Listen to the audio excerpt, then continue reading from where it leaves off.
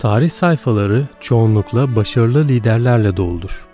Bazıları büyük savaşlardaki başarılarıyla, bazıları ise acımasız politikalarıyla akıllarda yer etmiştir. Ancak bazı hükümdarlar var ki onları sadece tarih kitaplarının dipnotlarında görürüz. Kısa süreli saltanat dönemlerine pek çok olumsuzluk sığdıran bu tarihin en şanssız liderlerine gelin birlikte bir bakalım.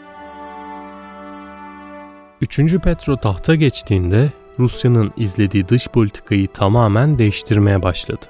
Bu durum saray çevresinin 3. Petro'dan uzaklaşmasına neden oldu. Rus Ortodoks Kilisesi'nin öğretisini reddederek ve kilise otoritesini yok sayarak kiliseyi karşısına aldı. İmparatorluk muhafızlarının yükümlülüklerini de arttırarak onları da karşısına aldı. Kaçınılmaz sonuysa tahta çıktıktan 185 gün sonra Senato ve kilisenin onayıyla infaz edildi. Bizans İmparatorluğu'nda toplam 2 kez tahta geçmişti Isakios. İlk hükümdarlık dönemi 1185'ten 1195'e kadar sürdü. Ancak ikinci saltanatı sadece 179 gün sürmüştü. Bizans İmparatorluğu'nun en başarısız hükümdarı olarak bilinen 2. Isakios, oğlunun ölüm haberini aldıktan sonra kalp krizi geçirerek hayatını kaybetti. Manço Hanedanı olarak da bilinen Çin Hanedanlığı 1912 yılında Çin devriminin ardından tarih sahnesinden çekildi. Komutan Yuan devrimin yaşandığı sırada generalken monarşiyi tekrar getirmek için uzun yıllar mücadele etti ve en sonunda 1915 yılında Çin İmparatoru olarak tahta geçti. Ancak bu talihsiz imparatorun saltanat dönemi kısa sürdü. İmparator olduktan sadece 101 gün sonra hayata gözlerini yummasıyla hüküm süresi de son buldu. 5. Murat, Abdülaziz'in tahttan indirilmesiyle 30 Mayıs 1876'da 33. Osmanlı Padişahı oldu. Abdülaziz'in ölümü duygusal padişah 5. Murat'ı derinden etkilemişti. Osmanlı Padişahları serisini izleyenler bilir. Orada bahsettiğim gibi kısa sürede yaşadığı pek çok olay daha önce var olan ruhsal hastalığını şiddetlendirdi. Ve talihsiz padişah tahta çıktıktan 93 gün sonra akli dengesi yerinde olmadığı gerekçesiyle görevinden alındı. Roma İmparatorluğu'nun milattan sonra 193 yılında 4 milyar panda satın alınma hikayesi kuşkusuz imparatorluktaki en uğursuz gün olabilir. Kendinden önceki imparatoru öldürterek Julianus tahtı açık arttırma usulü Roma yönetiminden satın aldı. Her asker başına 25.000 sestertius önerdi. Bu da en yakın rakibinden 5.000 sestertius daha fazla demekti. Tarihçiler bunu asker başı 4.600 pant olarak hesaplamıştı. Bu uğursuz günün ardından Roma İmparatorluğu bitmeyecek bir iç savaşa sürüklendi ve çöküşü hızlandı. İmparatorluğun şerefinin ayaklar altına alındığı bu günde tahtı satın alan Julianus'un kellesi için 3 büyük general Roma'ya yürüdü.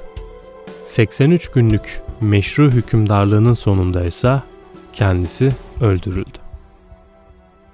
Finlandiya 1917 yılında Rusya'dan bağımsızlığını kazanarak kısa bir sürede olsa monarşi deneyimini yaşadı. 1918 yılında 1. Dünya Savaşı'nın hemen ertesinde Frederick, Finlandiya'nın seçilmiş ilk kralı oldu. Ancak yeni kral Alman kökenliydi. Bu durum Finlandiya halkı tarafından sakıncalı bulunmaya başlandı. 66 günün sonunda ise Frederick Charles baskılara dayanamayarak tahttan çekildiğini açıkladı. Amerika Birleşik Devletleri'nin 9. Başkanı William Harrison 1841 yılında göreve geldi. Başkanlığa seçildikten sonra göreve başlama konuşması yapması gerekiyordu. Uzun saatler sürecek olan bu konuşma açık havada yapıldı ve hava oldukça soğuktu. Ancak talihsiz başkan bu konuşmanın ardından zatürreye yakalandı ve göreve geldikten sadece 31 gün sonra hayatını kaybetti. 15 Eylül 1590 tarihinde Roma Katolik Kilisesi'nin ruhani lideri olarak seçildi Urbanus. Büyük umutlarla göreve başlayan talihsiz lider taç giyme töreni dahi yapılamadan malarya hastalığına yakalandı ve kısacık saltanatı Papa seçildikten sadece 13 gün sonra hayata veda etmesiyle son buldu. İngiltere'nin Protestan kurallarına göre tahta geçen ilk hükümdarı 6. Edward'tı. Kardeşi Mary ise Katolikti.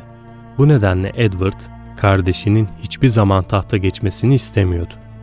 Ölümünden önce kız kardeşi Mary'nin bütün haklarını elinden almıştı.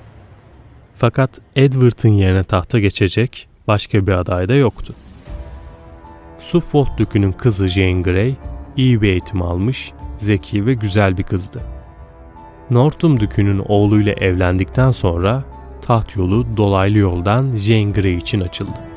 Jane Grey Protestandı ve kraliçe olmaması için hiçbir neden yoktu. Edward'ın ölümünün ardından Jane Grey, İngiltere'nin yeni kraliçesi olmuştu. Mary ise bütün haklarının elinden alındığı için son derece öfkeliydi. Jane taht için uygun bir isim olabilirdi ama halk gerçek varis Mary'nin tarafını tutuyordu. Sonunda Mary, Jane'e karşı ayaklanarak onu tahttan indirdi.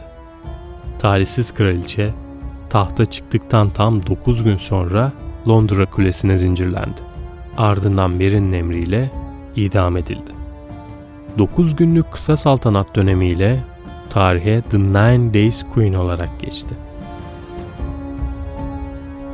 1883 yılında Vietnam İmparatoru öldüğünde yerine Prens Duke geçti. Ancak stratejik bir hata yaparak taç giyme töreninde babasının ölümüyle ilgili çeşitli yas kurallarını ihlal etti. Vietnam Mahkemesi yeni imparatorun davranışlarını uygun bulmadığı için yasal süreç başlattı. Mahkeme henüz hükümdarlığının 3. gününde olan imparatorun zehirlenerek öldürülmesine karar verdi. Ancak idam günü ortadan kaybolan prensin akıbeti hala tam olarak bilinmiyor. Çin tarihinin en kısa süre tahta kalan imparatoru olarak biliniyor.